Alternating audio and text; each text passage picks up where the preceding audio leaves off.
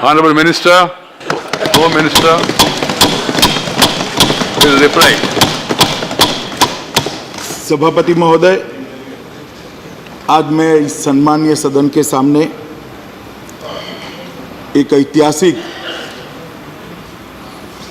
संकल्प और बिल लेकर उपस्थित हुआ हूं। महोदय,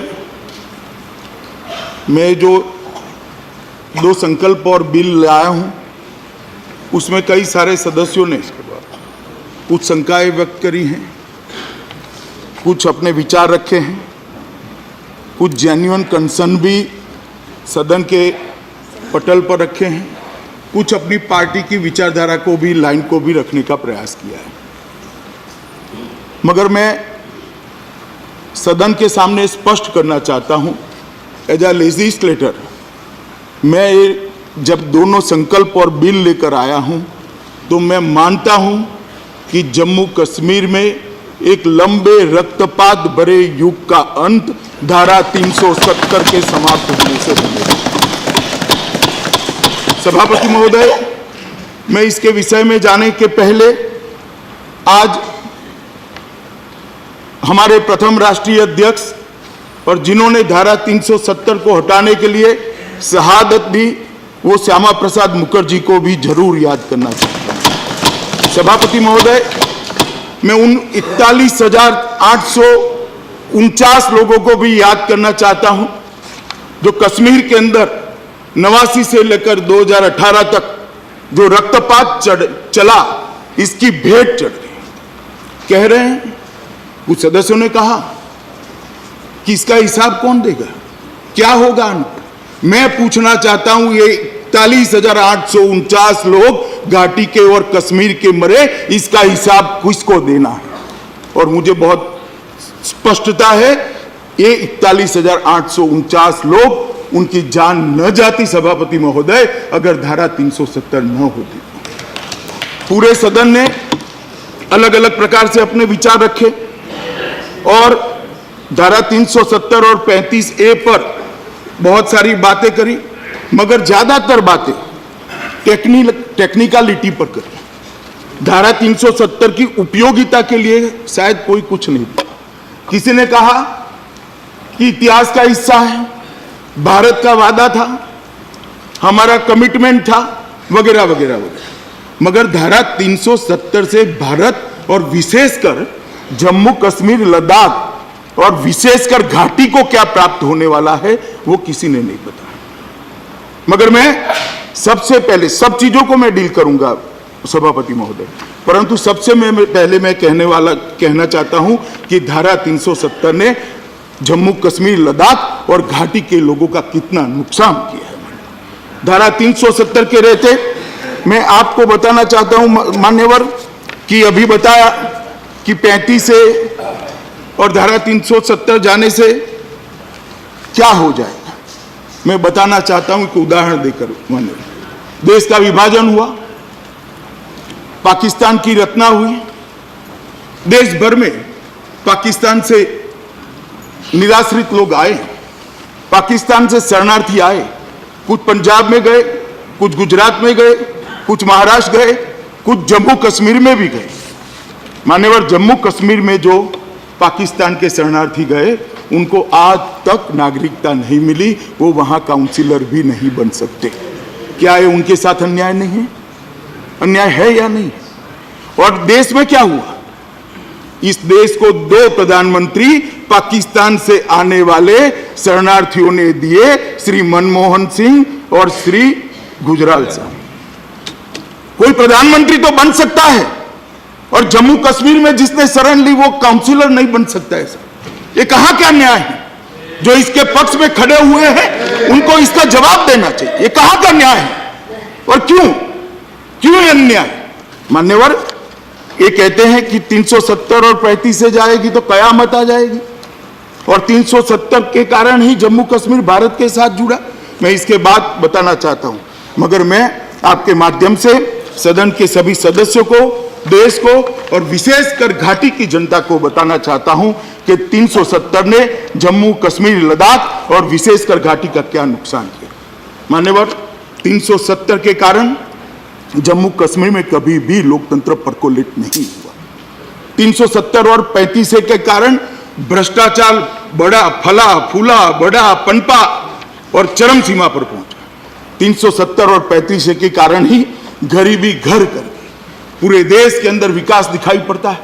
घाटी के गांवों को देखते हैं तब हृदय के अंदर संवेदना आती है, आंख में आंसू आते हैं कि आजादी के 70 साल के बाद ये क्यों गुर्बत में जी रहा है, क्यों गरीबी में जी रहा है। मान्यवर, वहां के आरोग्य को भी इतनी सुविधाएं नहीं मिली, आरोग्य की भी, उसका कारण भी 370 है। विकास नहीं हुआ, जम्मू कश्मीर के विकास में बाधक भी 370 है। शिक्षा लेने के लिए जम्मू कश्मीर के बच्चों को देश भर के शिक्षा संस्थानों में जाना पड़ता है, इसका भी कारण 370 है। ये 370 मान्यवर महिला विरोधी भी है, दलित विरोधी भी है, आदिवासी विरोधी भी है और आतंकवाद की जड़ भी 370 है। मैं देख रहा हूं अभी सामने, मगर मैं सब चीजों का डिटेल जवाब देना चाहता हूं माननीय। सबसे पहले मैं लोकतंत्र की बात करूंगा। इस देश के अंदर संविधान का 73वां और 74वां संशोधन आया, मगर चूंकि 370 थी वो जम्मू कश्मीर में अप्लाई नहीं हुआ। जम्मू कश्मीर में अप्लाई नहीं हुआ। देश भर के अंदर स्वर्गीय प्रधानमंत्री राजीव गांधी लेकर आए, मगर जम्मू कश्मीर में अप्लाई नहीं हुआ। जब आजाद साहब मुख्यमंत्री थे तब भी नहीं कर पाए। क्यों नहीं कर पाए? क्योंकि वहां धारा 370 थी और वहां कॉन्सेंसस नहीं बन पाता था। मान्यवर, पंचायत और नगर पालिका के चुनाव होते भी नहीं थे।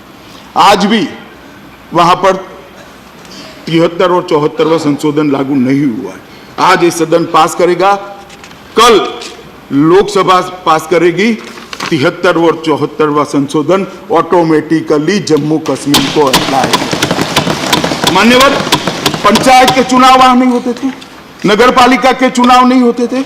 लेजिस्लेटर सुनकर मैं 25 लोगों ने कहा कि लेजिस्लेशन को क्यों भरोसा में। मैं पूछना चाहता हूं, 40,000 से ज्यादा पंच सरपंच का अधिकार 70 साल तक ले लिया, इसका जिम्मेदार कौन है? इसका जिम्मेदार है 370। माननीय राष्ट्रपति शासन हुआ, राष्ट्रपति शासन में माननीय प्रधानमंत्री जी ने आग्रह किया और जम्मू कश्मीर के पंचायत एक्ट के तहत वहां चुनाव हुए। आज 40,000 पंच सरपंच गांव की सेवा सीधी कर रहे हैं, उनके हाथ में 3500 करोड़ रुपया पहुंचा। यह अधिकार नहीं मिला, मगर कोई नहीं बोलेगा। हमें कहते हैं वोट बैंक की राजनीति कर। क्यों घाटी में सिर्फ मुसलमान रहते हैं? क्या कहना चाहते हैं आप? घाटी में भी मुसलमान भी रहते हैं, हिंदू भी रहते हैं, सिख भी रहते हैं, बौद्ध भी रहते हैं, जैन भी रहते हैं। धारा 370 अच्छी है तो सबके लिए अच्छी है और बुरी है तो सबके लिए बुरी है। हम धर्म की राजनीति नहीं करते। मान्यवर, 3 परिवारों के शासन ने जम्मू कश्मीर को बैन में रखा। जम्मू कश्मीर के अंदर लोकतंत्र को परकोलेट नहीं होने दिया और आज ये राष्ट्रपति शासन के अंदर प्रधानमंत्री जी के अगुवाई में वहां पर चुनाव हुआ। 40,000 पद सरपंच आज काम कर रहे हैं। चुनाव में एक बूंद भी खून की भूमि पर नहीं गिरी, शांतिपूर्ण चुनाव हुआ और 5-5%, 7-7% वोट लेकर ये देश की सबसे बड़ी पंचायत में जो लोग आते हैं, मैं उनको कहना चाहता हूं 50-50% वोटिंग हुआ। ये बात बताती है कि जम्मू कश्मीर की जनता जमहूरियत चाहती है, लोकतंत्र चाहती है। अभी भी मैं कहना चाहता हूं कि एक बार संपर्क बनाइए, राजनीति से ऊपर उठिए, वोट बैंक की राजनीति को किनारे करिए, तो आपको मालूम पड़ेगा कि 370 ने जम्मू कश्मीर का कितना किया। मान्यवर, मैंने कहा जम्मू कश्मीर की गरीबी के लिए, जम्मू कश्मीर की गरीबी के लिए 370 जिम्मेदार है। और मैं कुछ आंकड़े देना चाहता हूं। 2004 से 2019 तक 2,77,000 करोड़ रुपया जम्मू कश्मीर को भारत सरकार की ओर से भेजा गया। 2,77,000 करोड़ रुपया नरेंद्र मोदी पैकेज के अलावा। मान्यवर, नीचे देखते हैं तो जमीन पर कुछ नहीं। मैं इसमें बाद में आता हूं क्यों कुछ नहीं हुआ, मगर 2011 और 12 में भारत में प्रति व्यक्ति भारत सरकार ने 3683 रुपया भेजा, 3683, और जम्मू कश्मीर में प्रति व्यक्ति 14,255 रुपया भेजा, मगर वहां विकास नहीं हुआ। क्यों नहीं हुआ? क्योंकि करप्शन को कंट्रोल करने वाली एजेंसियों को वहां एंट्री नहीं है। कौन रोकता है? 370 रुपये। मान्यवर, 2017 से 18 भारत में प्रति व्यक्ति एवरेज 17-18 में 8,227 रुपया भारत सरकार ने भेजा, और जम्मू कश्मीर में प्रति व्यक्ति खर्च 27,358 रुपया, मगर नीचे तक नहीं जाता, क्योंकि धारा 370 ने मोनोपोली बनाई है। वहां का ही व्यक्ति बिजनेस कर सकता है। चंद लोग जो 3 परिवार के साथ जुड़े हैं, उन्होंने सीमेंट की एजेंसियां ले ली, लोहे की एजेंसियां ले ली। मान्यवर, मैं बताना चाहता हूं, सीमेंट वहां पर देश से 100 रुपया प्रति थैली महंगा है, 100 रुपया प्रति थैली महंगा। क्यों? क्योंकि किसी को बिजनेस करने की वहां परमिशन नहीं है, स्पर्धा ही नहीं होती है, और ये 3 परिवार का आशीर्वाद जिस पर होता है वही बिजनेस कर पाता है। मान्यवर, मैं पूछना चाहता हूं, आज जो 370 की वकीलात करते हैं उनको, ये रुपया कहां गया?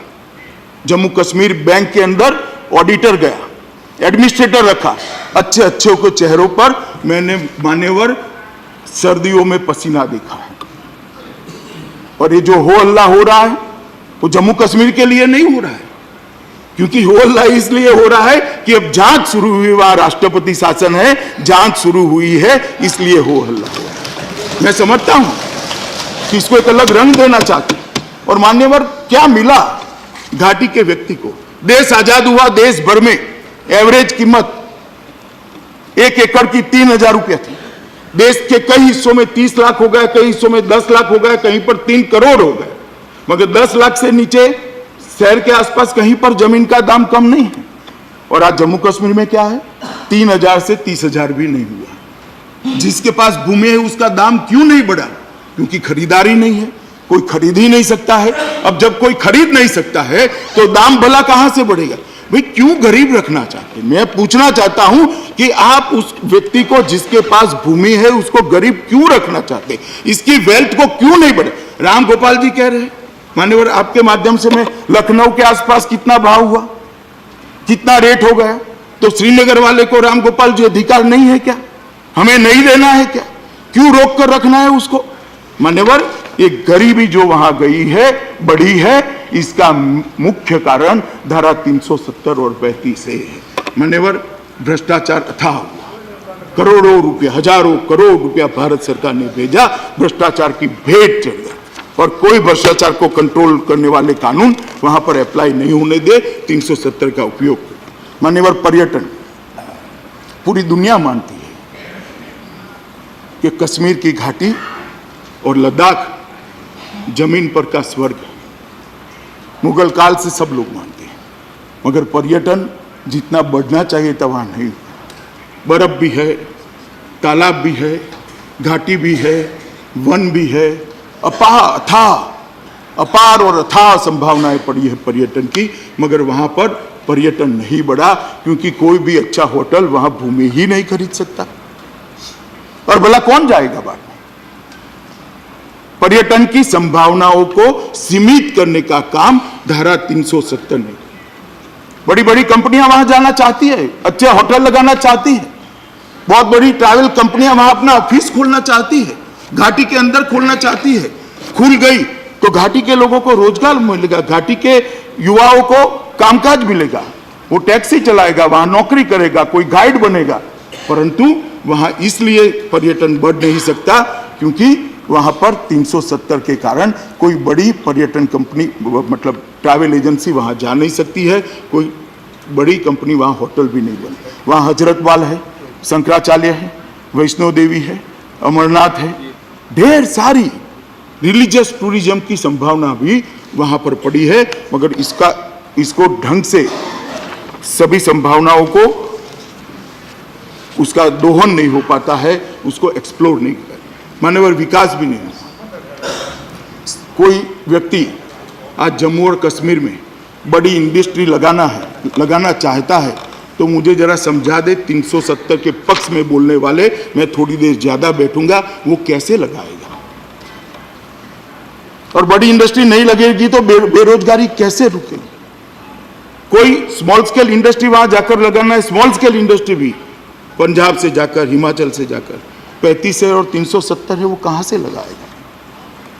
क्यों आप मोनोपोली में आज भी कश्मीर को जकड़ कर रखना? मान्यवर, मैं आपके माध्यम से घाटी के युवाओं को भी कहना चाहता हूं, ये जो आपको स्वप्न दिखाते हैं 370 से घाटी का युवा का कोई भला नहीं होने वाला है। कुछ सियासतदानों का भला होने वाला है, कुछ पॉलिटिशियनों का भला। घाटी को कोई फायदा नहीं। कोई मुझे गिना दे क्या फायदा है, समझा दे क्या फायदा है। हाँ भाई, बिजली मिल जाएगी, चलो 370 चालू रखो। टॉयलेट मिल जाएगा, 370 चालू रखो। रोजगारी मिल जाएगी, 370 चालू रखो। तनख्वाह 5,000 मिलती है, 15,000 हो जाएगी, 370 चालू रखो। और संस्कृति, भाषा, बाकी सारे राज्य, इतनी सारी रियासतें जुड़ गई, सबका संस्कृति भाषा विलोपित हो गया है क्या? विलोपित हो गया भारत में। आज महाराष्ट्र की संस्कृति नहीं बची, गुजरात की संस्कृति नहीं बची। मैं इस पर मान्यवर बाद में आता हूं।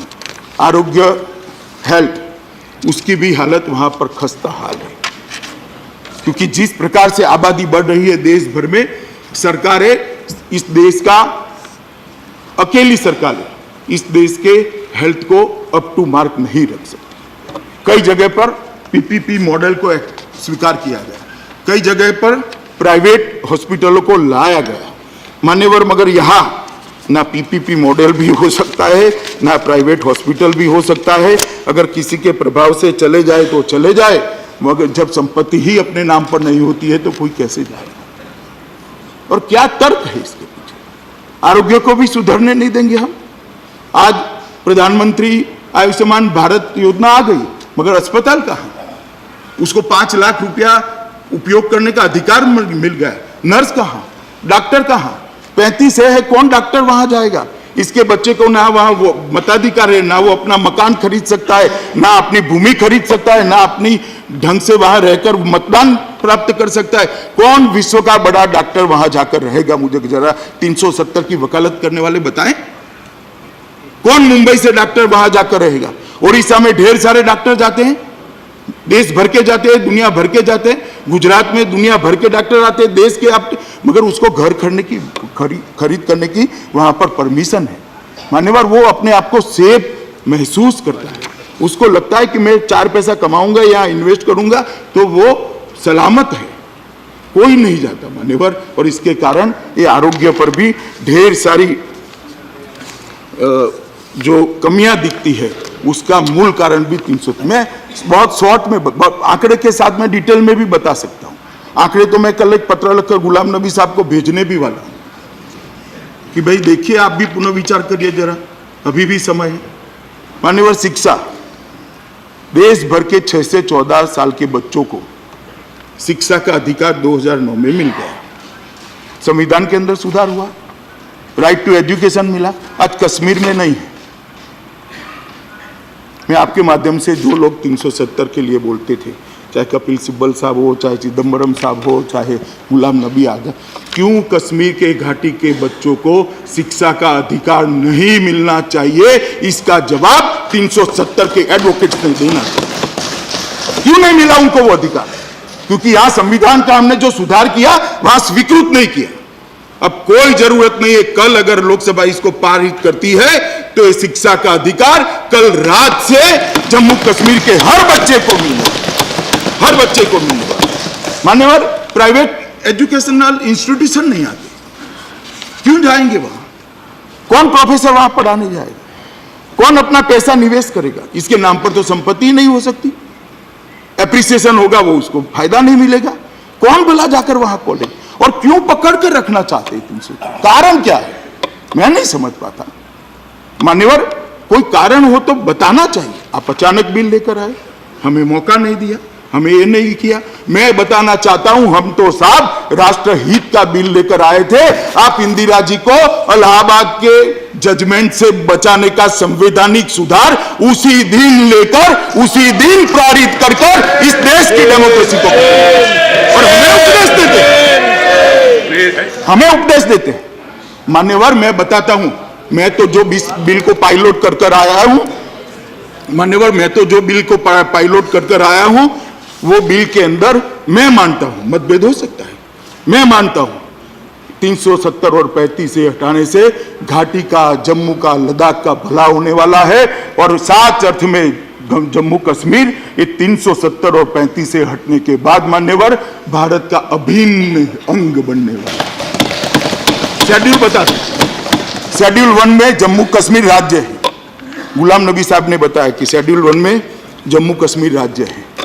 मैं पूछना चाहता हूं, जम्मू कश्मीर राज्य है वो तो मैं मानता हूं, मगर मुझे बताइए कि भारत की दोनों संसद जो कानून पारित करती है वो जम्मू कश्मीर में अप्लाई होता है क्या? जम्मू कश्मीर के नागरिकों को उसका फायदा मिलता है क्या? सरकारें कानून सरकार चलाने के लिए नहीं बनाती, सरकारें कानून नागरिकों के भले के लिए बनाती है, भले के लिए।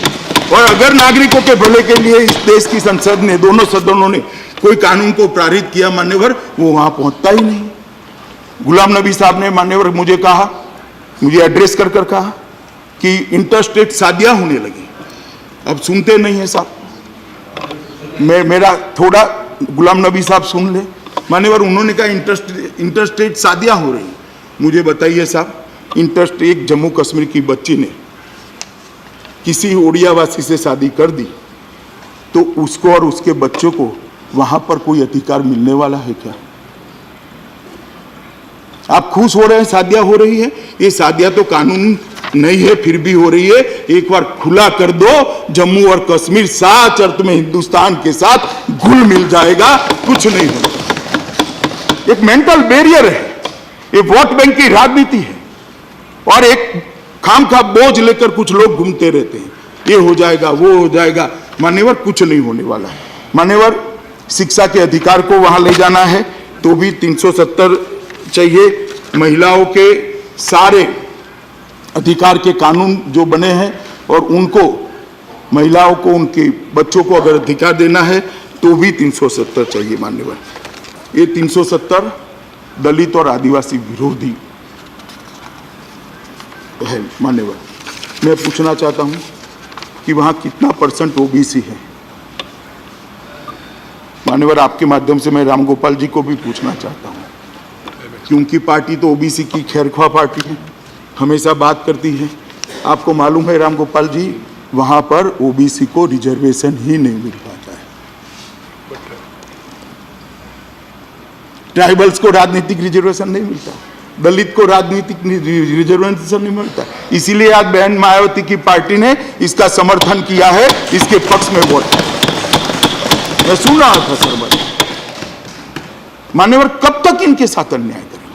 और ये जो ट्राइबल है सिर्फ हिंदू नहीं है, जो कहते थे वोट बैंक, हम वोट बैंक की भाई वो तो गुर्जर है, मुस्लिम गुर्जर है, उनको भी रिजर्वेशन से वंचित करा है। कोई ये तो समझा दे प्राप्त क्या होगा। बिल 11 बजे लिए, 11 बजे चर्चा कर ली, 370 ऐसे ही आप बदल देते हो। कहते कि कॉन्स्टिट्यूशनली ठीक नहीं है। मुझे भी मालूम है कि साहब कुछ पार्टियों ने एनजीओ की ब्रिगेड बनाकर रखी है और ये बिल को चैलेंज करेंगे, मुझे भी मालूम है। और मैं मान्यवर आपके माध्यम से सदस्यों को कहने आया हूं, कोई भी लीगल स्क्रूटिनी से इस बिल को कोई कुछ नहीं होने वाला है। हर लीगल मान्यवर दलित, आदिवासी, ट्राइबल, इसके लिए कहीं पर कोई व्यवस्था नहीं हो पाई है। इसका कारण भी 370 है। अब मान्यवर मैं आता हूं आतंकवाद पर। मान्यवर आतंकवाद बढ़ा, जन्मा, पनपा और चरम सीमा पर भी पहुंचा, अब धीरे धीरे नीचे आ रहा है। मगर इसके जड़ में हमने जाना पड़ेगा। मैं आपको बताता हूं मान्यवर समय समय पर ये 370 के भूत ने वहां अलगाववाद को मानने वाले युवाओं के मन में उनको गुमराह कर कर एक बड़ी नाराजगी की भावना खड़ी की। नाराजगी की भावना खड़ी। पाकिस्तान ने उसका उपयोग किया और देश में जम्मू कश्मीर में आतंकवाद देश से कई गुना ज्यादा बढ़ा। मान्यवर आज तक 41,400 से ज्यादा लोग मारे गए। क्यों मारे गए? और मैं पूछना चाहता हूं कि आप कह रहे हैं कि आप आपकी पॉलिसी ठीक नहीं है, हमारी पॉलिसी ठीक नहीं, चलो एक मत हो सकता है, मगर आपकी पॉलिसी ने क्या किया? किसकी पॉलिसी के कारण 41,894 लोग मारे गए? पॉलिसी किसी ने नहीं बदली। जवाहरलाल जी जो चालू कर आए थे वही पॉलिसी चल रही है। किसकी जिम्मेदारी है इसकी? क्यों मारे गए? मान्यवर, स्वायत्तता की मांग उठी। पाकिस्तान 3 युद्ध हारने के बाद 1988 में जनरल जियाउल हक ने ऑपरेशन टोपैक को स्वीकृति दी। इसके अंदर भी 370 का उल्लेख है। उन्होंने कहा है ये 370 कलम जब तक है तब तक कश्मीर का युवा भारत के साथ जुड़ नहीं सकता। एक ग्रुप ऐसे खड़े करिए जो कश्मीर के युवा को गुमराह करे और भारत की मेन स्ट्रीम से अलग करे। और ये 88 में ऑपरेशन टोपैक की शुरुआत हुई। 89 से यहां पर आतंकवाद शुरू हुआ। और मैं पूछना चाहता हूं कि पाकिस्तान तो पूरे पाक प्रेरित जो ग्रुप्स हैं, आतंकवादी हैं, वो तो पूरे देश में आतंकवाद फैलाना चाहते हैं। क्यों राजस्थान का युवा गुमराह नहीं होता? क्यों गुजरात का युवा गुमराह नहीं होता? गुजरात में भी पाकिस्तान की बॉर्डर है। क्यों उड़ीसा का युवा गुमराह नहीं होता? क्यों बिहार का युवा गुमराह नहीं होता? क्योंकि वहां 370 नहीं है, वहां कोई अलगाववाद का भूत नहीं। मान्यवर, 370 नहीं, समय समय पर जब भी आतंकवाद खत्म होने की कगार पर आता है 370 को लेकर कुछ लोग ये चीज को बढ़ाना शुरू करते हैं। और मैं मानता हूं मान्यवर, हुर्रियत, आईएसआई, घुसपैठिए, इस सब लोगों ने कश्मीर के युवाओं को गुमराह करा है। और 1990 से 2018 तक 41,894 लोगों को अपनी जान से हाथ धोने पड़े हैं। मान्यवर, यह आंकड़ा छोटा नहीं है। रक्तपात हो जाएगा, ये हो जाएगा। क्यों ऐसी शुभकामनाएं देते हैं भैया? हम एक नया प्रयोग कर रहे हैं, आप कहिए कि भाई चलो सब अच्छे से हो, शांति से हो। क्या संदेश जाएगा घाटी में? आप यहां खड़े रह होकर कहोगे रक्तपात हो जाएगा। हम क्या ये सदन रक्तपात कराना चाहता है? ये सदन घाटी में क्या संदेश डालना चाहता है? कि आप जीते रहो 18वीं सदी की व्यवस्थाओं में? उनको अधिकार नहीं है 21वीं सदी की व्यवस्थाओं के अंदर जीने का? और साहब, ये जो लोग उकसाते हैं ना, उनके बेटे बेटियां सब लंदन और अमेरिका में के अंदर पढ़ाई करते हैं। जरा पढ़े वहां की स्कूल के अंदर, जरा पढ़े वहां की कॉलेज के अंदर, तब मालूम पड़ेगा धारा 370 क्या है। 370 के जितने एडवोकेट्स हैं, इनके बेटे कहां पढ़ते हैं पूछिए साहब। उनको चिंता नहीं है, क्योंकि अपने तो सब कर लिया अच्छे से।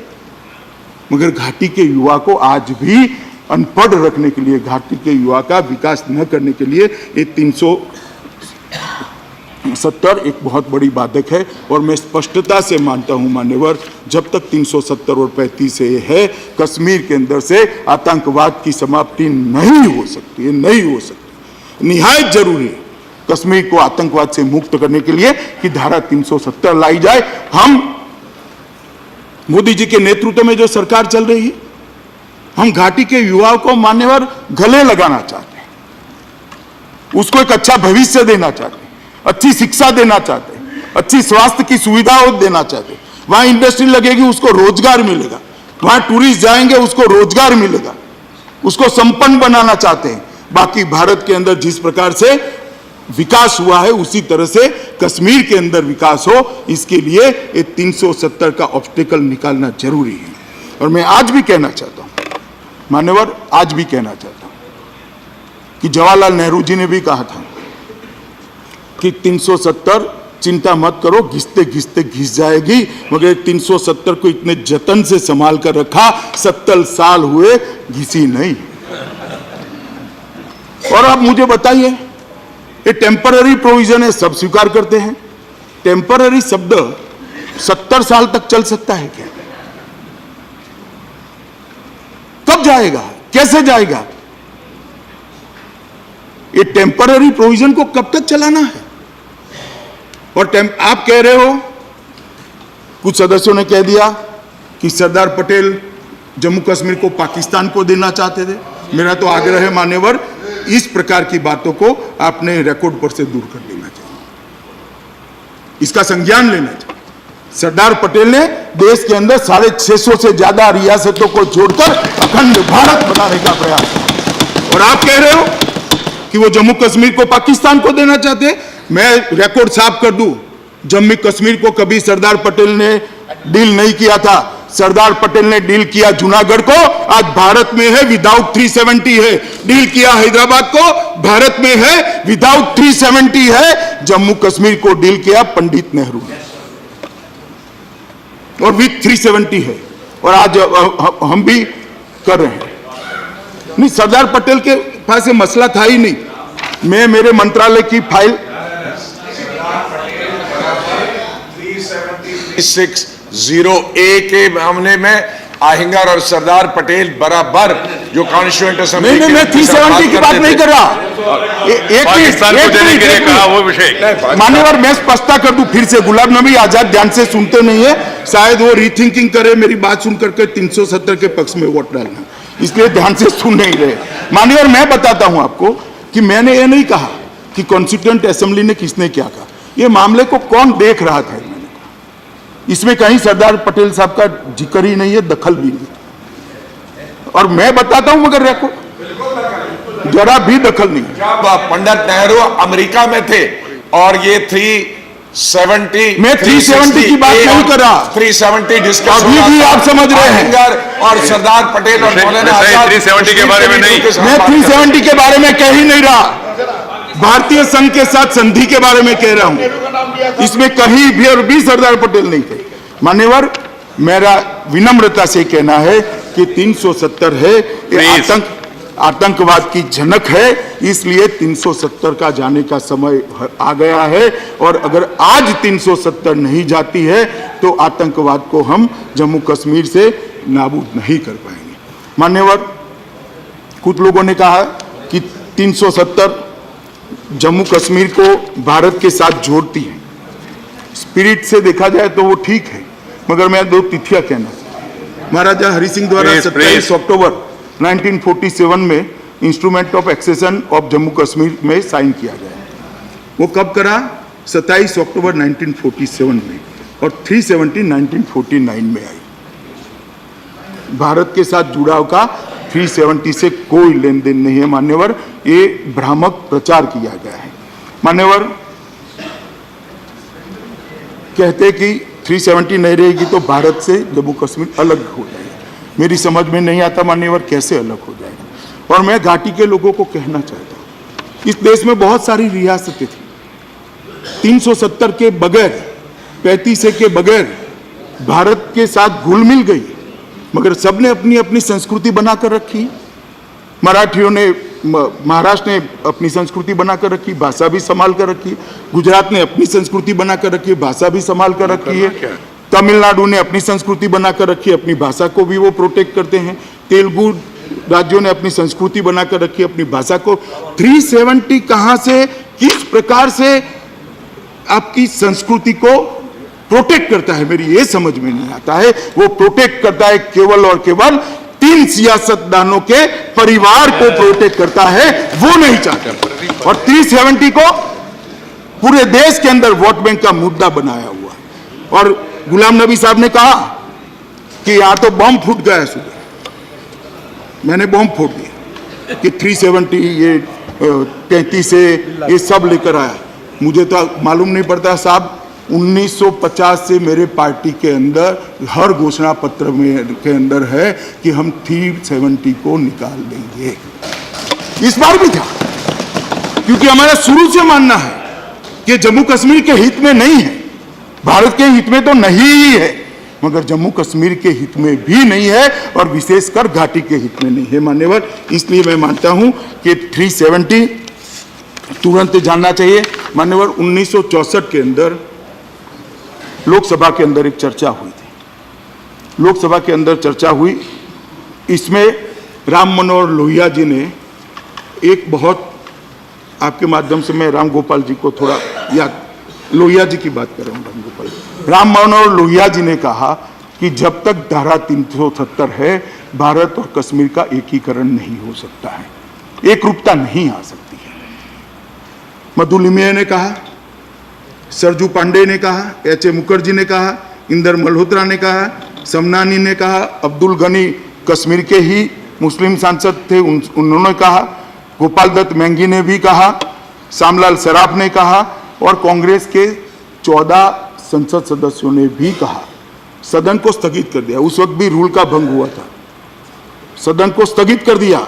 दूसरे दिन व्हीप डाला और व्हीप डालकर कांग्रेस के लोग इसके पक्ष में वोट न डाले, इसकी व्यवस्था कर चर्चा हुई। मगर उस वक्त इस देश के गृहमंत्री, तत्कालीन गृहमंत्री गुलजारी लाल नंदा ने कहना पड़ा, बहुत सारे सदस्यों की भावना है, हम अभी ये उचित समय नहीं है, कुछ ही समय के अंदर इस पर सोच विचार कर कदम उठाएंगे, संवैधानिक कदम उठाएंगे। मेरा जन्म 64 में हुआ था, सब 55 साल चले गए, ये उचित समय आया नहीं। उचित समय तब आया जब श्री नरेंद्र मोदी इस देश के प्रधानमंत्री। मान्यवर, इसमें कोई उचित समय की जरूरत नहीं थी, पॉलिटिकल विल चाहिए थी। मत बैंक की राजनीति से ऊपर उठकर देश के लिए फैसला करने का जिगर चाहिए था, और वो जिगर हमारे प्रधानमंत्री नरेंद्र मोदी। और मान्यवर, ये पॉलिटिकल विल के कारण ही आज 370 को सीज करने का प्रस्ताव लेकर मैं इस सदन के सामने आया हूं। मान्यवर, 370 का बहुत सारा अच्छा बुरा उपयोग दुरुपयोग भी हुआ है। मैं एक छोटा सा उदाहरण देना चाहता हूँ। इमरजेंसी आई सर, इंदिरा जी एक प्रस्ताव लेकर आई कि सारे विधायक मंडल और सारी संसद का कालखंड 6 साल कर देंगे। तब से जम्मू कश्मीर असेंबली ने 370 होते हुए उसको अडॉप्ट कर दिया और 6 साल कर दिया। बाद में मोरारजी देसाई आए, मोरारजी भाई आए, उन्होंने डू अनडू कर दिया, 6 साल से फिर से 5 साल किया। मगर 370 के कारण वहां 5 साल नहीं हुआ, आज भी 6 साल ही है। इस प्रकार से अगर आप इसको ऑपरेट करोगे तो मैं मानता हूं मान्यवर कि ठीक नहीं होगा। काफी सारे सदस्यों ने काफी सारी बात जानना चाही। प्रसन्न आचार्य जी ने कहा कि अगर ये प्रस्ताव पारित होता है तो आप रिजर्वेशन का बिल लेकर क्यों आए। मैं प्रसन्न आचार्य जी को स्पष्टता करना चाहता हूं कि रिजर्वेशन का बिल लेकर मैं इसलिए आया हूं कि सदन में तो आज पास हो जाएगा साथ में, मगर वहां का सदन क्या करेगा मुझे मालूम नहीं है, इसलिए मैं लेकर आया हूं। अगर वहां का सदन भी पास कर देगा तो मैं रिजर्वेशन के बिल को नहीं मूव करूंगा, क्योंकि रिजर्वेशन के बिल को मूव करने की जरूरत ही नहीं होगी। 10% रिजर्वेशन ऑटोमेटिकली जम्मू कश्मीर को अप्लाई करेगा। और उस सबसे पहली शुरुआत स्वपन दास जी ने कहा 370 के लिए संवैधानिक सुधार की जरूरत है या नहीं है। स्वपन दास जी, नहीं है। अगर सभापति महोदय कहते हैं तो मैं पूरा कॉन्स्टिट्यूशनल पोजीशन भी सदन के सामने रखने के लिए तैयार हूं, मगर ये नहीं है। उन्होंने कहा कि कब तक ये यूटी रहेगा। मान्यवर, मैं गुलाम नबी साहब और जितने सारे लोगों ने, बहुत सारे लोगों ने यूटी बनाने पर अपनी आपत्ति दर्ज करी। मैं निश्चित रूप से उनको आश्वस्त करना चाहता हूं कि जैसे ही नॉर्मल परिस्थिति हो जाएगी, उचित समय आएगा, हम इसको फिर से स्टेट बनाने के लिए हम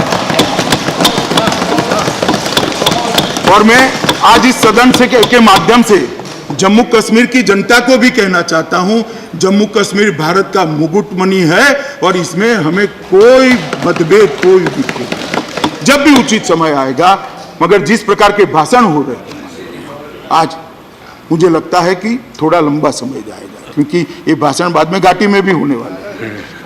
अगर स्थिति नॉर्मल होती है तो हमें कोई ज्यादा इसको लंबा करने में कोई शौक नहीं है, ना हम करना चाहते हैं। वाइको जी ने कहा कासावो बन जाएगा कश्मीर। वाइको जी, आश्वस्त रहिए, कुछ कासावो नहीं हो जाएगा। ये स्वर्ग था, है और रहने वाला। कासावो नहीं बनने देंगे, आप चिंता मत करिए। आपको वही करना है।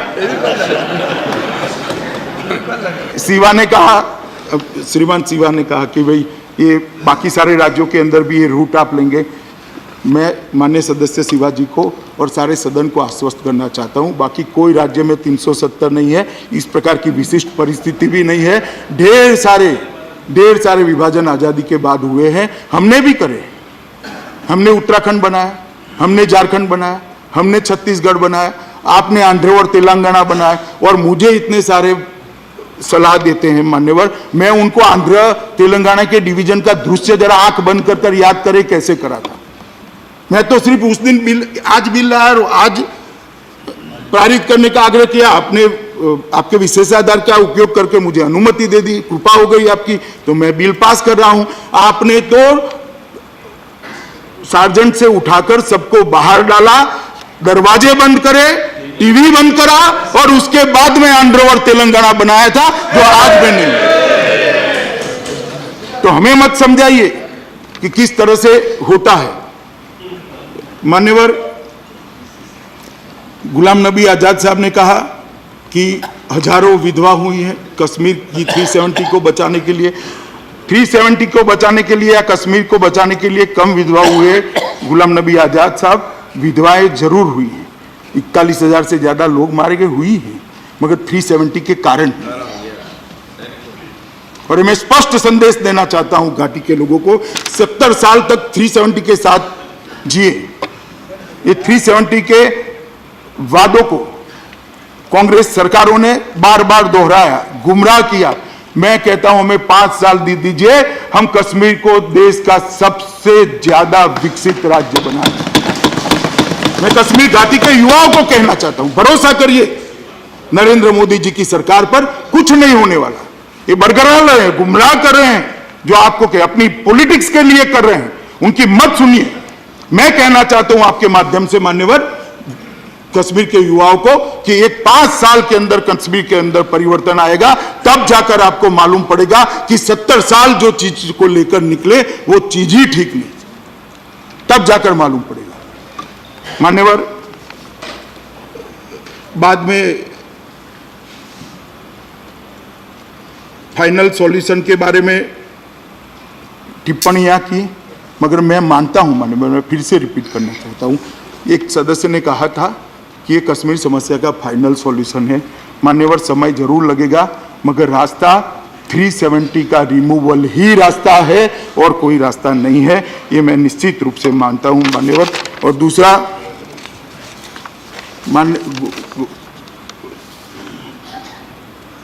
चिदम्बरम जी ने सवाल किया कि 370 का उपयोग 370 के सुधार के लिए कैसे कर सकते हैं।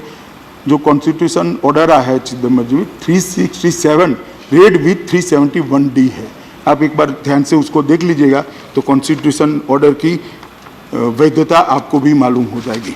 मान्यवर, मैं आज इस भाषण के अंदर कोई पॉलिटिक्स करना नहीं चाहता, मेरे पास बहुत सारा मटेरियल है, परंतु मैं बड़े भाव के साथ आज ट्रेजरी बैंक के बेंच के और विपक्ष के दोनों सदस्यों को कहना चाहता हूं कि अलग अलग रास्तों से धारा 370 के साथ कश्मीर के अंदर सामान्य स्थिति लाने का प्रयास सबने अपने अपने तरीके से मन से करा है। मैं कोई ऐसा नहीं कहता कि किसी ने मन के बगैर किया, आधा अधूरा करा है, सबने मन से करा है, मगर कश्मीर के अंदर सामान्य स्थिति नहीं हुई है, ये वास्तविकता को हमने स्वीकारना पड़ेगा।